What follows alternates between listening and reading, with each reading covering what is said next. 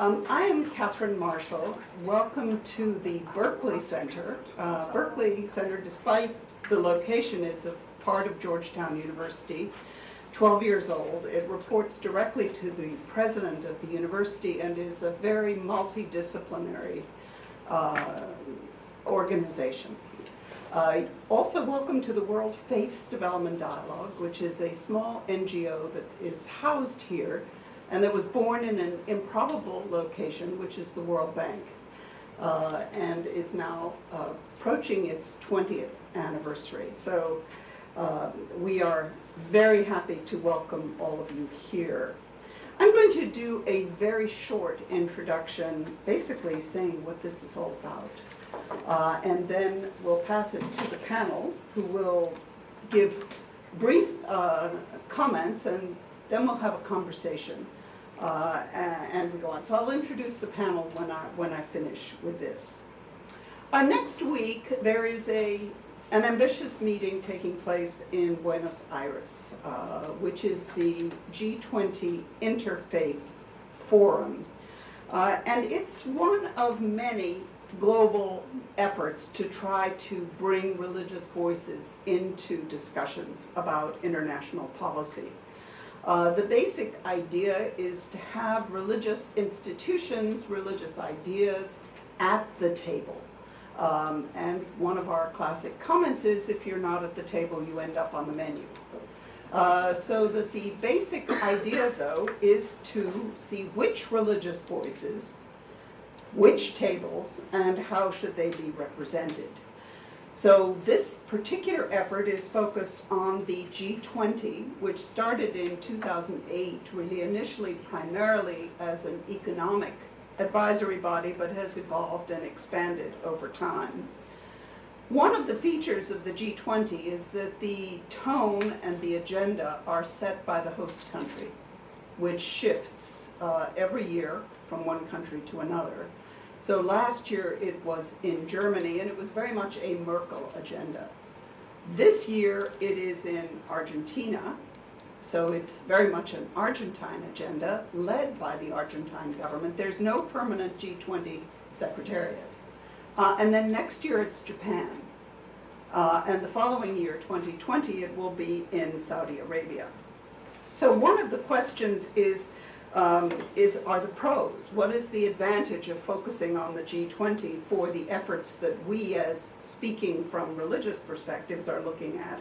It's a channel for focus and influence. Another feature is that it's quite flexible. In other words, you don't have some of the rigidity of the United Nations systems and conventions, etc. The disadvantages are that it's flexible, and also that there is an enormous competition for ideas that's taking place. So it's not a virgin field where you can just go and have an influence on the G20 leaders. You really need to have a strategy. So the question, which religious voices on which agendas? One of the efforts, I've been part of the organizing group for the G20 this year and for the past several years, is to have a network of networks, which is the foundation for the legitimacy of the voice of the forum. In other words, it's not just the people there, it's the networks that lie behind them. Another feature, and that's very important, is strong links to the host government communities. In this case, of course, Argentina. And of course, one feature of Argentina is that the Pope is an Argentine. And therefore, there are a lot of personal relationships and history that go into the Vatican, as well as other relationships. Rabbi Skorka, who knows this very well, was here last week at Georgetown. He will not be at the forum, but others will. So the aim is to ensure that the recommendations that come out reflect both sound analysis and broad consultation. In other words, it's not just off the top of your head. Another feature is that we know very well that religious communities often disagree. The idea that there is a single religious voice is frankly a nonsense.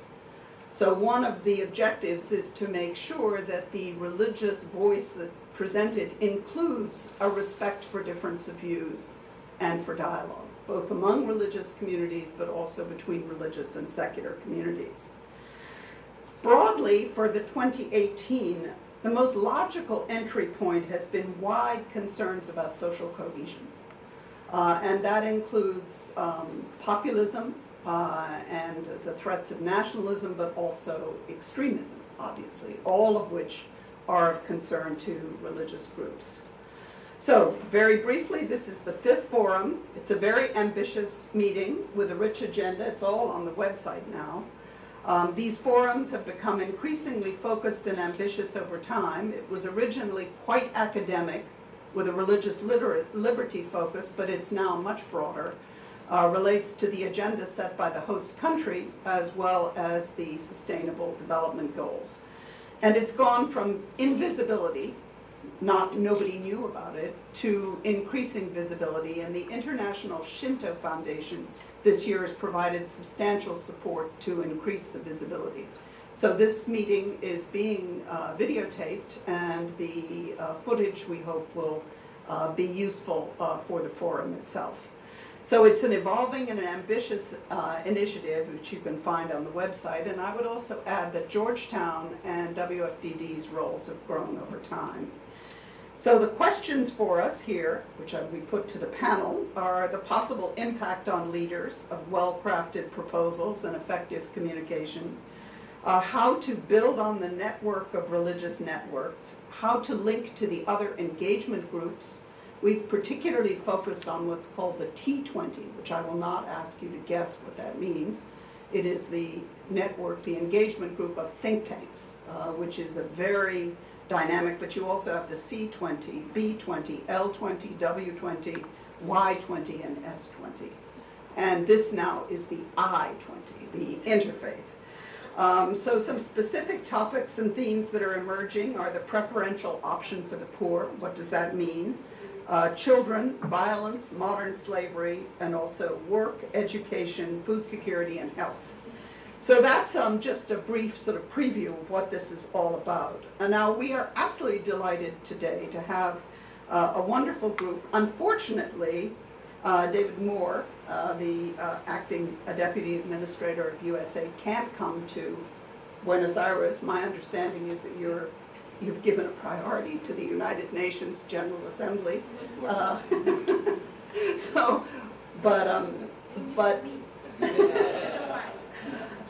But he has a long background, particularly in law.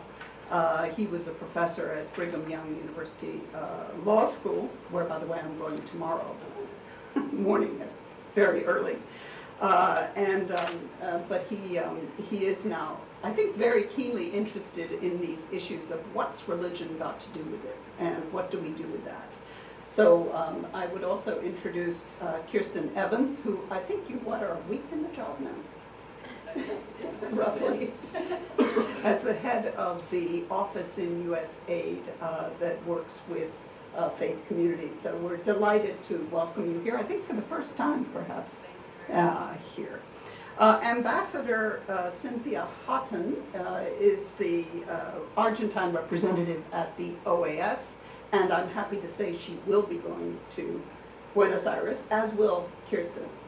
So we have two people here who are very much part of the forum.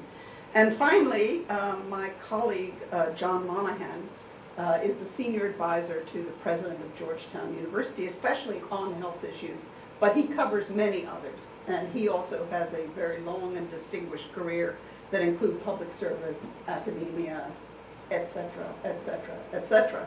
So we will just invite each of you to speak. You can speak from the table, or you can speak from the podium, as you wish, hopefully with a microphone. And I know you will have to leave at some point early on, but we'll just keep an eye on the time. From the mic, I'm going to ask Ashley, my assistant, to see if we can, I think I have a 12, see if we can scoot back, because I apologize that we arrived late. So I wanted to thank Catherine for hosting this event. It's an honor to be with you here. I wish I were going to be with the group in Buenos Aires next week. But I have attended two of the Interfaith Forums. So I was in Istanbul and Beijing. am very personally supportive of the work that the forum is engaged in and the effort to bring religious voices to the G20 and to the important policy discussions that occur there. I missed last year's because of this job. I'll miss this year's because of this job, but that is not to be taken as a sign that USAID is not on board with the principles that motivate the forum. In fact, I want to focus my remarks today on explaining how USAID shares the principles that motivate the forum and its efforts. The Interfaith Forum recognizes the importance of religious freedom, of religious organizations, of religious harmony to global priorities, including economic development. And we share that perspective. At USAID, we believe that the purpose of foreign assistance, which is our main focus, is to end the need for foreign assistance. Now, we don't say that because we don't want to help our friends, but because we believe in the inherent dignity of every human being. Right? We believe that every country, every community, every individual wants to be empowered to lead its own future. And so we focus on and speak of the journey to self-reliance. And believe that when a country is willing to make the hard choices, invest the efforts that it takes to progress on that journey, we should be there at its side. As part of that approach, this journey to self-reliance, we focus on helping partner countries strengthen capacities and policies that experience tells us are necessary for a country to reach self-reliance, to become stable in the long term, and ultimately to enjoy prosperity. And among the critical foundations along that journey is freedom of religion. As this administration has emphasized, and as we recognize at USAID, we recognize that freedom of religion is key to peace and stability. It's a cornerstone to citizen-responsive governance, which is what we try to produce in our democracy work. It's a key not only to economic development writ large, but particularly to inclusive development and to the rule of law. And of course, it's intertwined with so many other aspects of democratic society, so many other freedoms, like the freedom of association, or freedom of expression, freedom of assembly. So we see religious freedom as a key both goal of development and cornerstone of development. And we're painfully aware that when religious freedom is absent, development suffers. One very unfortunate and recent example, and it's an extreme one, admittedly, but it's a real one, is the situation in northern Iraq, where we saw ISIS wage genocide against Christians, Yazidis, other vulnerable populations there, and where we see that after the area has been liberated formally by ISIS, much work remains to be done, particularly with these religious and other minority communities. And so a significant focus for us right now has been investing in not only infrastructure development, the sort of things you might suspect are important to allowing people to return after genocide and the sort of destruction that occurred in the wake of ISIS, but also we're looking at issues that are particular to vulnerable communities. What entices or what allows a vulnerable community to want to return voluntarily to an area where this sort of genocide occurred. And it's not just obviously providing water and schools and infrastructure. There are deeper issues there. And issues obviously that tie into this principle of religious freedom. So again, at AID, I want to emphasize that religious freedom is a development goal. It's also a foundation for our development work. In addition, we recognize tremendous power of religion and religious organizations to drive development. obviously this fits very well with the goal of the Interfaith Forum to bring religious voices to the table on these global issues, including economic development. So we see firsthand, for example, the power of faith-based initiatives to deflate the appeal of violent extremism. We work with faith leaders because they tend to be pivotal leaders in their community. They can be promoters of peace, tolerance, justice. They can be lead some of the entities that are the first to remember the poor and marginalized in communities. And even more practically speaking, we work with these entities because whether it's in our development assistance or our humanitarian assistance, we need to reach corners and communities in the world where governments cannot effectively go or have chosen not to go. We need to be able to touch and reach people who have been left behind or forgotten. And in many settings, that means that partnering with communities of faith is not just the best way to reach these vulnerable populations or forgotten populations. It's the only way to do so. And faith-based partners offer a particularly rich avenue for doing that because they are often uniquely trusted by these communities. They can harness networks or networks of networks, right? But certainly in country, that's the principle, right? That these religious leaders have networks on the ground that can be mobilized to assist with development efforts and to provide insights that otherwise might be missing. So let me just give you a couple of examples where USAID has been doing this sort of work in the Central African Republic with our Interfaith Peacebuilding Partnership, which is a consortium of 5 actors led by Catholic Relief Services. It brings together organizations that represent Catholics, Muslims, and Protestants to help overcome sustained political instability and intermittent armed conflict. So we're working with these entities to strengthen the capacity of local institutions, to generate secure livelihoods, and provide healing and peace education. And in many of these programs, religious leaders take a part. They are local influencers. They provide motivation to communities to want to find lasting, peaceful solutions. Another example, another group we're proud to partner with is Food for the Hungry in Ethiopia, where Food for the Hungry has engaged local religious leaders to help promote things like better hygiene, maternal and child health, including access to nutritious foods, clean water, etc. And this work has reached about 500,000 people with food aid. So just another example. There are so many we could cite of the great work that faith-based organizations do. And so recognizing their practical impact, it is so critical that their voices be included as we think about the challenges the G20 tries to address.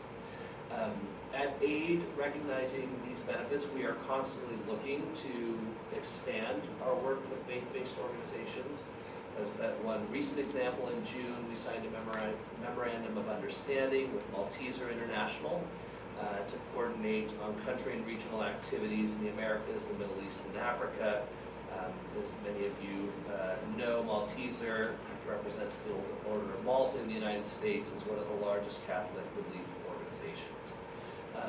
In all these efforts, I want to highlight, we seek to ensure that faith-based organizations have equal opportunity to compete for USAID assistance and contracts.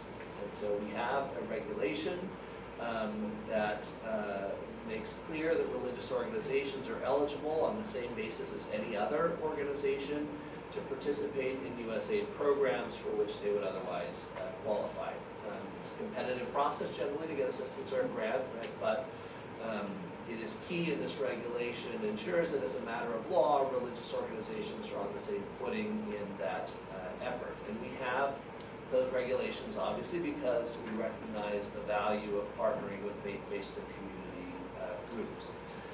Those regulations also ensure our commitment that faith-based groups can play this role, this partnering role, without surrendering their essential identities. And so recognizes that partnering with USAID, for example, does not change hiring opportunities that a faith-based, or priorities that a faith-based organization might have. So with that, I just want to conclude saying, as we look forward to the G20 Interfaith Summit next week, we at USAID applaud these efforts. We're keenly aware of what makes faith-based groups such valuable partners. We're keenly aware of the importance of religious freedom to development of the individuals and society. But we fully support the forum's goals of promoting religious freedom and focusing critical attention on the role that religion and religious organizations play in development. So although I'll be in Manga and miss the forum, I look forward to the lessons learned and the light that the forum will shine on this critical link between religion and development. Thank you. Thank you so much. Ambassador Hawkins.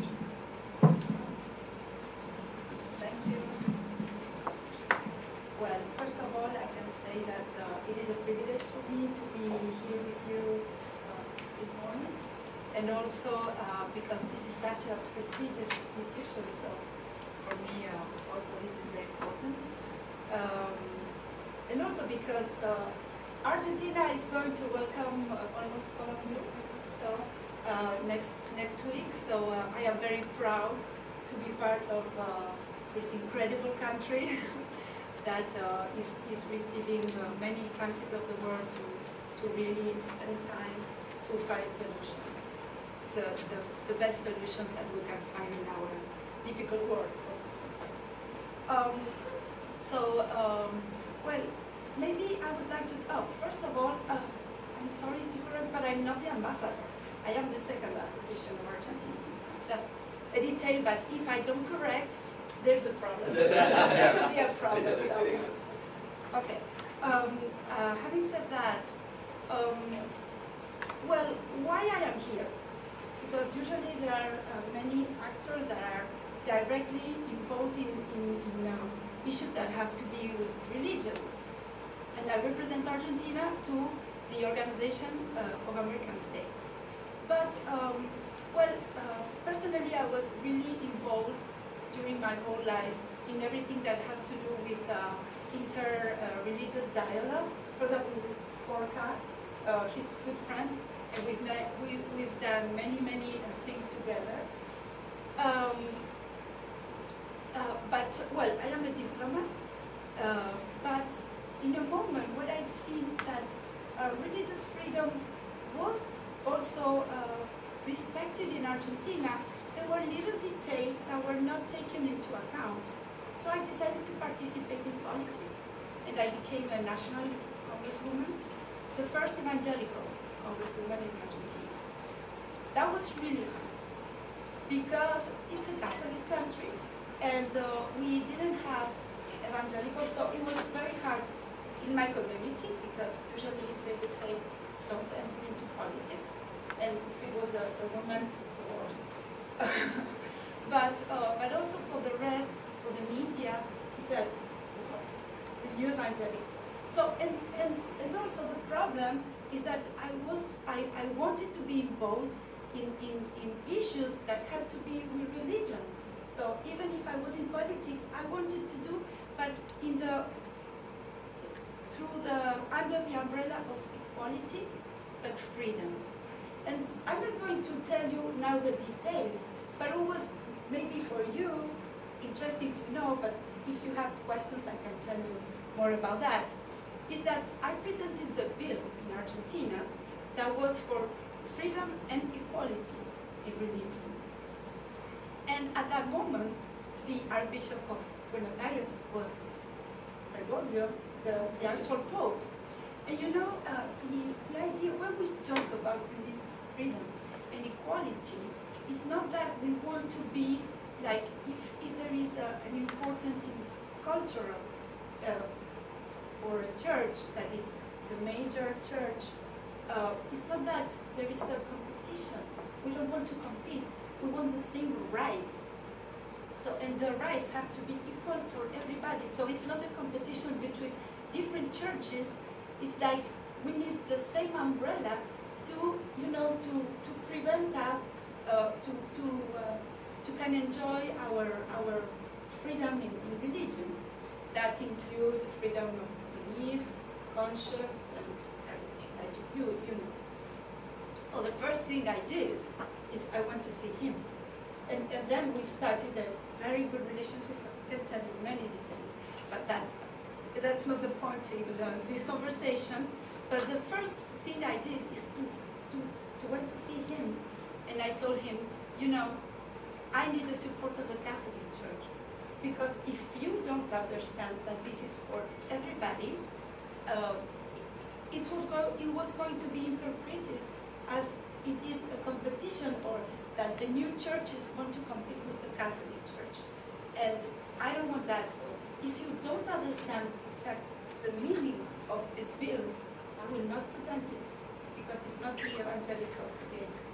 And so after he said, give me this, it was a huge bill, not like just a couple of articles, 37 articles. And after a month, he called me and he said, I cannot disagree. So the Catholic Church promoted with also the Jewish, Muslims, all that, this particular bill. And well, at the last moment, because it went positively in many committees, but at the last moment, after 3 years of debate, they started with the debate on abortion and gay marriage, and so that made not very important to still continue in the debate of religious freedom. So that is why it stopped. But now the present government is promoting again the same bill with some corrections. So it is now under debate and in the Congress. And well, now as a diplomat, I am here at the OIS, and I've heard about this contact group on religious freedom and belief, and of course I am so involved with this that I've asked my government really to be part. And this is, yes, something that I want to tell you, is that we are thinking about an umbrella for our region. So that is why now we are thinking, the OAS, the Organization of American States, that we would need some maybe Inter-American Convention on religious freedom, because as you may know, in other regions of the world, it would be harder to think of this possibility. But America in general, and also in Latin American countries, if you think about it, there is not much conflict in religious freedom between religions. It's not that in Asia or in other regions of the world.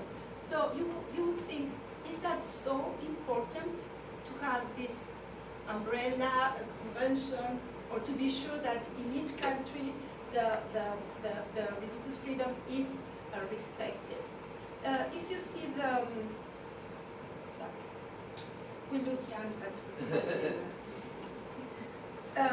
for example, if we see the 17th annual report of the U.S. Commission of International Religious Freedom, there are only 2 countries from Latin America that are mentioned there. Is Cuba and Mexico. And still, it is not the countries that are the most concerned. There are some, of course, Cuba, you can say, of course, before it was really hard to practice freely your religion, but now it's going better, but there is still some deterioration in the conditions of religious freedom due to there are short-term detentions and some threats to churches, some expropriation, and some destruction of particular properties. But this has to do with the idea of the control of the government to what is going on in the society. They want to monitor or limit the church's influence into the society. In the case of Mexico, it's not something that is in the national ground, but it's mostly in some communities, some provinces. So we could say that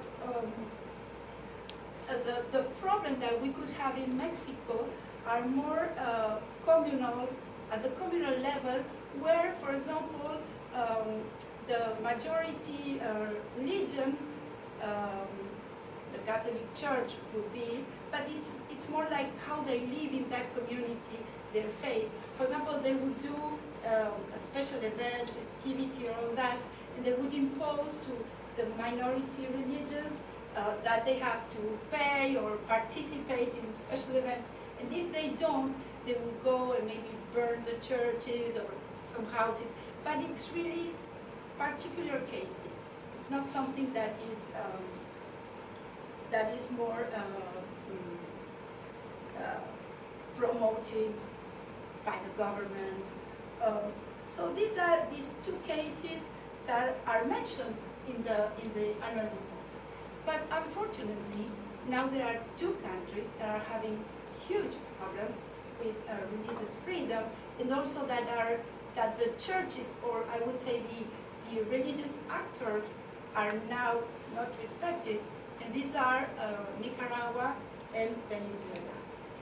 Such it is that U.S. Special Ambassador for Religious Freedom, Ambassador Brownback, went for the first time to the Organization of American States at the Permanent Council, and it was the first time that in that organization we would talk about religious freedom.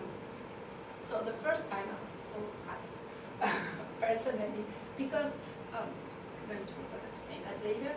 But and so what? And he came to talk about this, of course, to talk about the possibility of all the countries to participate at the G20 and the Interfaith Forum, because you had the ministerial here in the United States in July it was. And but he mentioned that the United States is really concerned about what is going on in Nicaragua and in Venezuela, because first of all, the two countries, the two governments, started with the religious leaders to respect them as mediators for the dialogue. And you've mentioned that is very important. But then they realized that they wouldn't directly respond to their will, but really they were representing mostly the needs of the population. So they've started to really impose some violence directly to those leaders or to some communities that are more involved in this. So really what we see is that in those two countries, what is happening is that when you do not respect religious freedom, maybe it means that you don't respect many others' human rights. So you have so many human rights that are not respected. One of them is religious freedom. Maybe it's not the most seen or followed by the countries, but still it is happening. And if we think about what the religious organizations are doing in those countries, and you may know a lot what is happening there, is inside the country. For example, I will talk especially in Venezuela. Inside the country, the only humanitarian help that they would receive is through the religious communities and the ONGs, because the government doesn't know to receive any help from any country. So the only organization, the PAHO, the Pan American Health Organization, is the only one that can introduce, that I can enter into the country and help in health, because the crisis in health is terrible. Yesterday we received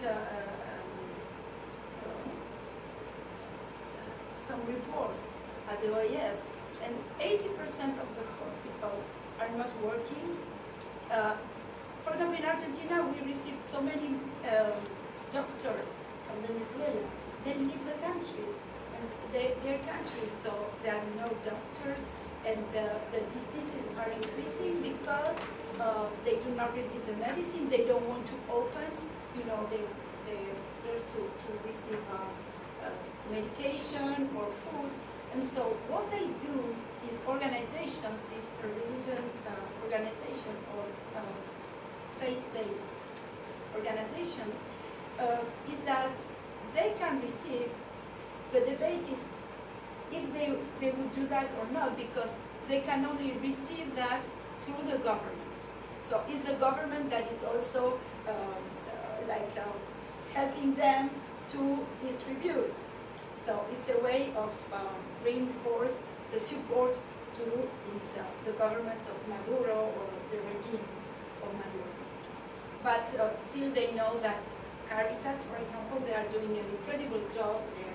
But what they've said, and many of them came to Washington, D.C., telling us, we are doing the best we can, but the humanitarian crisis in Venezuela is so huge that it's not enough.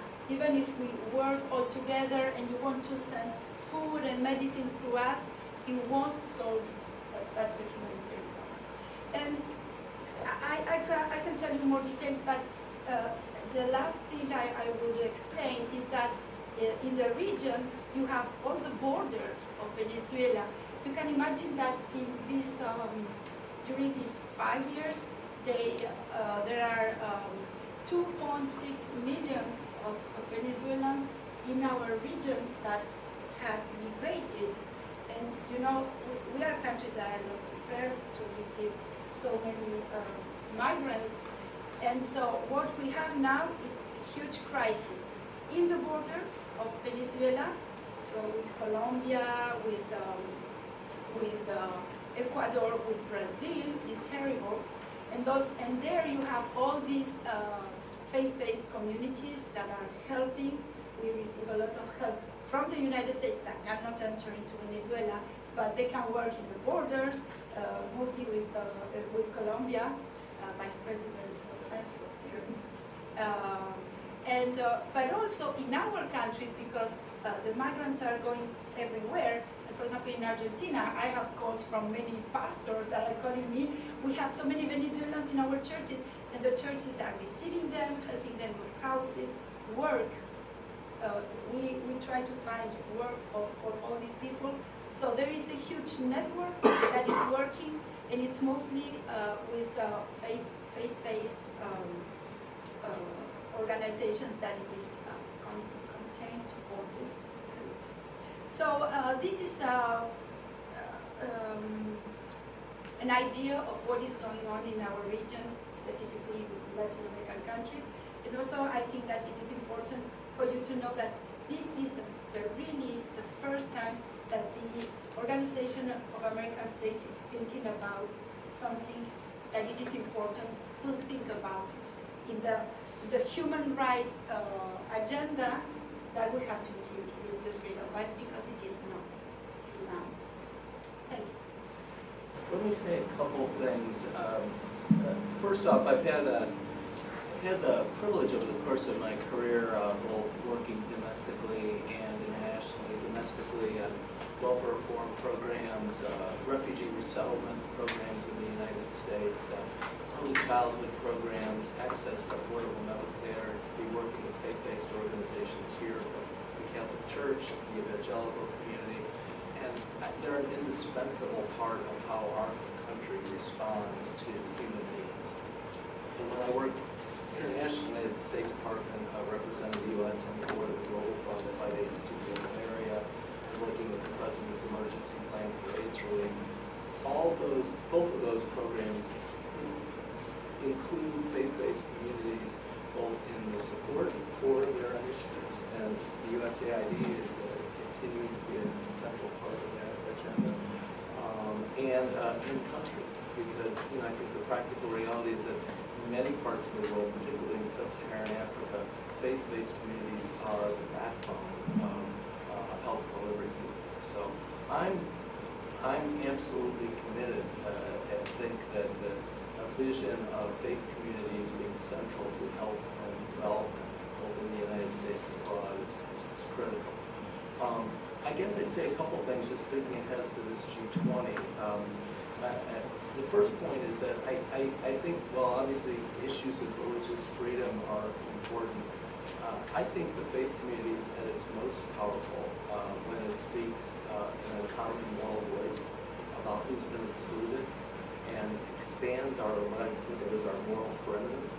So whether it's in your community or your nation or the world, it's not them, it's not competition, it's not people who aren't religious. In fact, it's where we share our common human dignity, which the book talks about as well, the great religious traditions do. And so I think that's an opportunity for this interfaith group to be that common voice of a broad moral perimeter and every community throughout the world.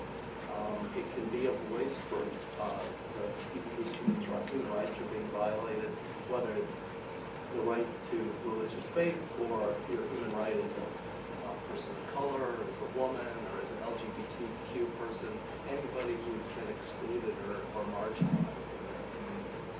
So I think that's just a great opportunity for an organization like that to be that common voice.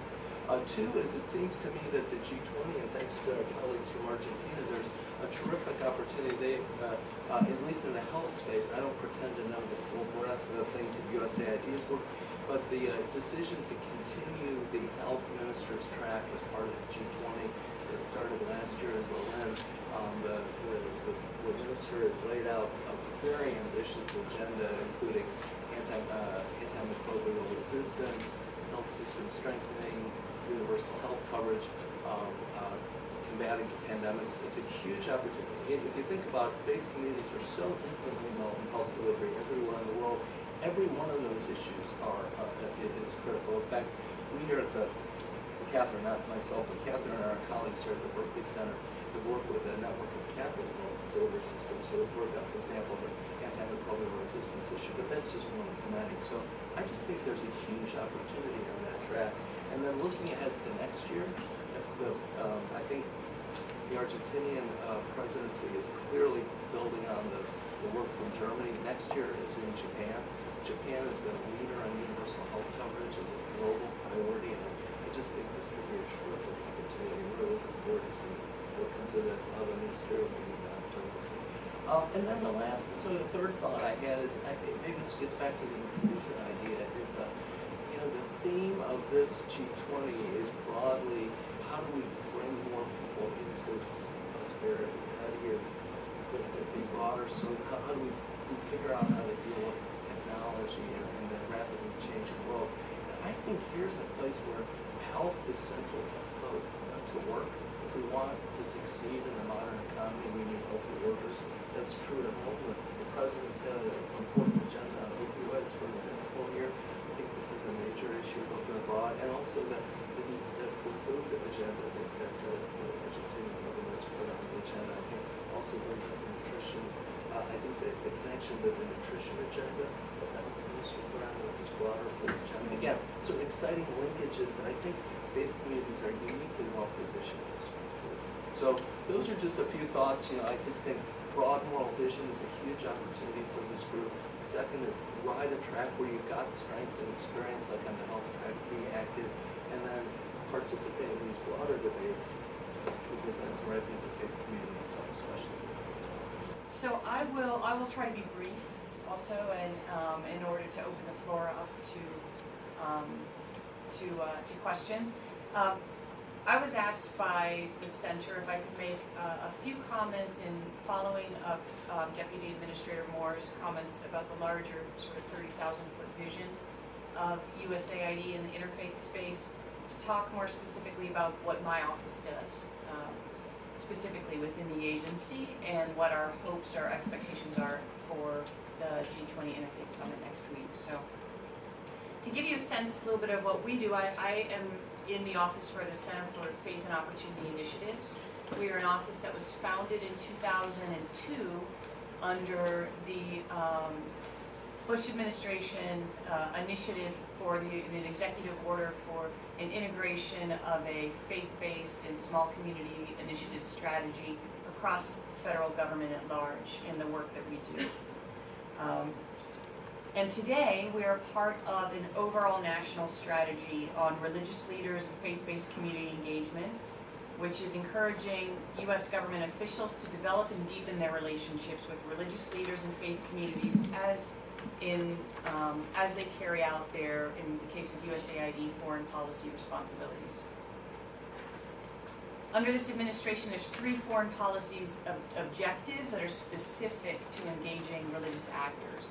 And they are, as the Deputy Administrator mentioned, the advancing of pluralism and human rights, including the protection of religious freedom, the promotion of sustainable development and more effective humanitarian assistance, and the prevention and resolution of violent conflict, and contributing to local and regional stability and security. And as you can see, USAID is deeply involved in all 3 of those objectives in the engagement of religious actors. So the role of the Center for Faith and Opportunity Initiatives is to provide the practical support and assistance to the administrator of USAID, to the staff, and to our field missions in our mission countries around the world in order to implement this strategy of faith-based engagement. Faith-based communities, as we've mentioned, are integral to USAID's success in the field. Across the globe, religious leaders and faith communities make significant contributions to sustainable development, to the promotion and protection of human rights, to conflict mitigation and resolution. There's not a field office or a bureau or a area expert at USAID that will not tell you the practical importance of working with small community initiatives and faith-based organizations on the ground. Religious leaders and religious communities in the countries where we implement our programming are often the most trusted members of those communities, and they're able to reach populations where the United States government or large multilateral organizations or multinational organizations are not able to reach. Religious leaders are authorities that can mobilize followers using faith-inspired language where our values overlap and coincide, and in order to achieve development and humanitarian objectives. They can provide justification for action, for peace, for the pursuit of social goods in a way that large foreign entities or international actors are not able to speak to a local community with the same closeness or trust. They're frequently better positioned to target the poorest or the most marginalized and the least accessible members of their own societies, and are better positioned to know the most effective ways to do that than we are from the outside. And as had been mentioned, they're uniquely positioned to counter extremism by offering peace, reconciliation, universal human rights initiatives, oftentimes under religious banners or religious affiliations that speak to the local community. The work that we do at USAID is we are in many ways very dependent on the interfaith and faith-based community network around the world. 1/2 of the work in health and education in sub-Saharan Africa is done by various churches or faith-based communities. 1/2, and not just what USAID is involved in, but for sub-Saharan Africa as a whole, 1/2 of all of the education and health initiatives in that continent are run by church-based or local community-based organizations, faith-based organizations.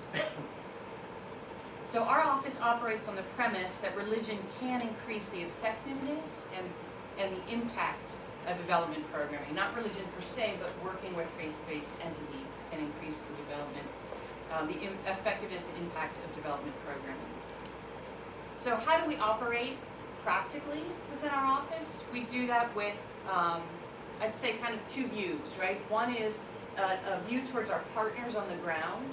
So our responsibility is to find ways to provide bridges for these local communities in the area to be able to connect with USAID, to understand our mission, and to understand the process by which they can become partners.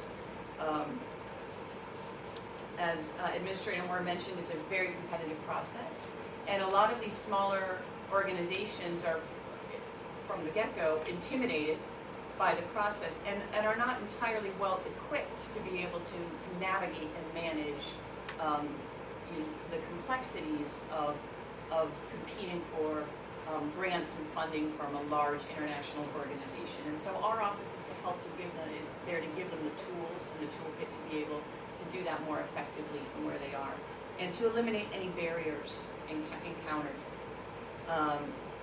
for them. We seek to level the playing field for these communities, making partnerships with USAID possible for these groups. And we also have a glance towards the global community as well. We seeking to convey faith-based and community groups to catalyze new opportunities and to be a voice for innovative partnerships, new programming designs, a wider strategic thinking and strategic vision on how to increasingly engage public, private, and charitable partnerships in order to achieve shared goals, shared development goals. Governments, in the words of President George W. Bush, and I quote him because he was the founder of this initiative, of the faith-based initiative, governments cannot be replaced by charities, but can and should welcome them as partners. We must head the growing consensus in America that successful government social programs work in fruitful partnership with community-serving and faith-based organizations. And at USAID, we take that philosophy, not just in the United States, but we take that into the field with us. Very quickly, I'll mention some things that we do not do in order to debunk common myths about faith-based engagement by the United States government, by the State Department, by USAID in the international space. We do not favor one religious community or faith over any other. It's a common myth. We promote partnership with people of all faith, as well as small community-based organizations that are not necessarily associated with a particular religious affiliation or culture, but are developed or sort of grassroots initiatives out of particular communities. Faith-based organizations who receive federal funding must be willing to serve people of all faith in any government programming or services they provide. So we mandate that that funding be non-discriminatory in the programming that's offered. And organizations who receive federal funds cannot discriminate against whom they serve. Faith-based communities do not get preferential treatment. This is another myth. Or consideration over other organizations. I mentioned that we're here to level the playing field. That does not mean that we're here to tilt the playing field, right? We're here to level the playing field. What we want to do is give these communities the ability to compete against some of the larger, more equipped global development organizations that are out there. We are not here to give them an undue advantage over those organizations, but to give them the tools to be able to compete in the marketplace for funding.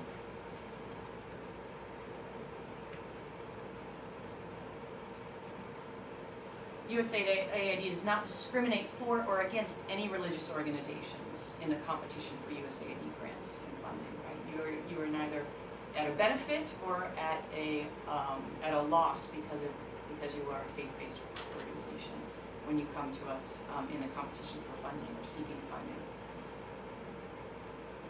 Another myth is that we do not fund religious promotion and activities through faith-based organizations. So USAID is very careful to respect the Establishment Clause in our engagement with the international community. And in fact,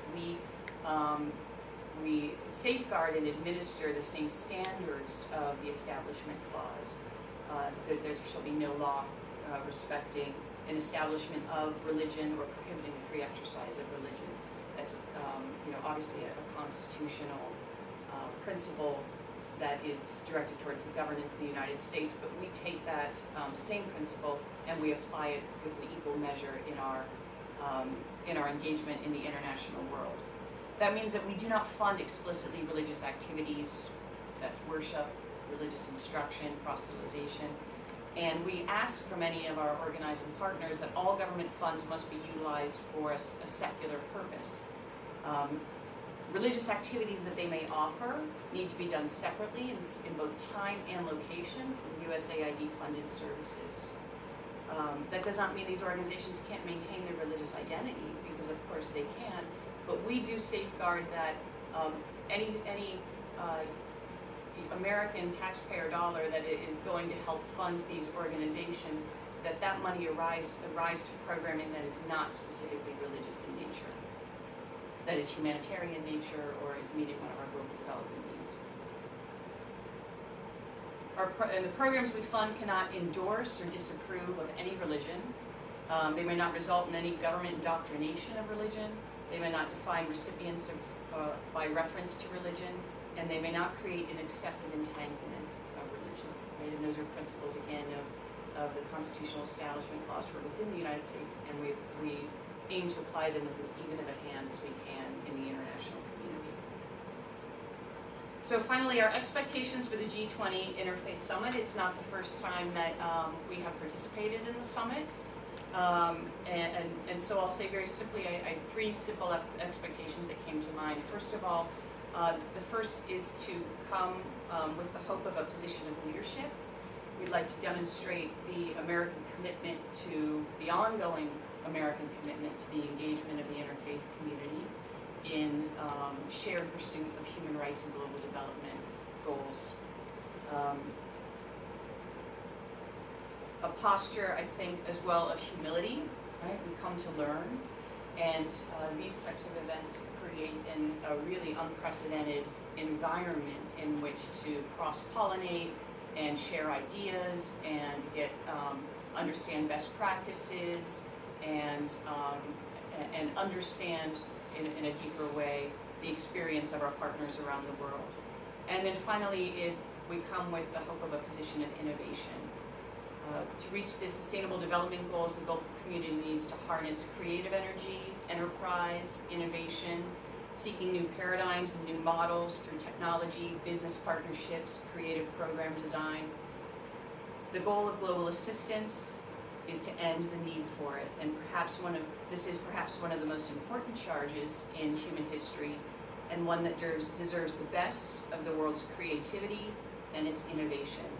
So we hope as well to come with the intention to keep thinking out of the box in global development solutions worldwide. Thank you. So thank you all. Let's thank all of our panel, but also all of you for your attentive commitment. And really, we are in a position of humility and of enormous curiosity, and recognizing that this G20 challenge is an enormously complex one. It is approaching really the global stage, and issues affecting both individual countries, but also the world. From a moral perspective, I think John's comment is extremely apt of the moral perimeter. That, I think, is really what we're trying to accomplish. And it's a very ambitious meeting that's happening next week. Delighted to have all of your perspectives on it, and look forward to a continuing journey. So thank you all so much.